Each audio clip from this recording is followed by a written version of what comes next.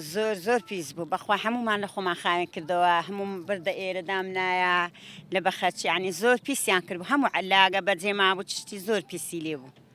هەمومان خاوێن کردی تۆ دواشکە ناسات وڵا هێشتا ئەوەندەی هەر نەبردەوەی ئێرانە بەس داواکارم هەرچی بێ ئەنها ئەمە بڕۆینەوە لە خۆمان شتی خۆمان لەگە خۆمان بینەوە پیسی علاگە هەیە چشت هەیە پێویست ناکەوا پیسیکەین بخۆی پێیانمان بۆ سەرجەم خەڵکی کوردستان هەیە کە دێنە دەرەوە بۆ سەیرانگاکان سەیرانگاکان پاک و خاوێنی سەیرانگاکان و ژینگە بپارێزن بەڕاستی زۆر گرنگە ئێستا ئەمە حلاگەی ڕەشمان هێناوە ئەوەی یعنی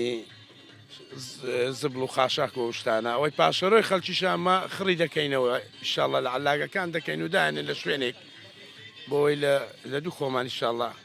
فڕی دەدەین پاک و خاوێنی ژینگە زۆر گرنگە بەڕاستی بە تەکید هەیە عنی بەس وەکو جاران ئێستا باشترە زۆر لە جاران ئێستا خەڵک باشترە زۆرتر احتیمام و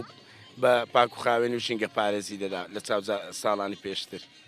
بەڕاستی داواکارم لە خەڵکی کوردستان کاتێک دەچن بۆ سەیران و بۆ گەشت و گوزار ئەو خواردنەوانی کە لەگە خۆیان ئەیبن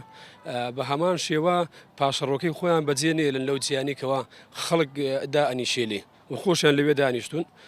لەگەڵ خۆیانە بیبنەوە بیکەنە ناو تەنەکەی خۆڵەکەیان بەڕاستی ناکرێ من کەسێکم گەشتیارم هاتووم بۆ شوێنە گەشتیاریەکان پاشەڕۆی خەڵکی تر بەجێ بمێنێ یعنی من نەتوانم دانیشم بۆیە داواکارم لیان بەڕاستی جێگای خۆیان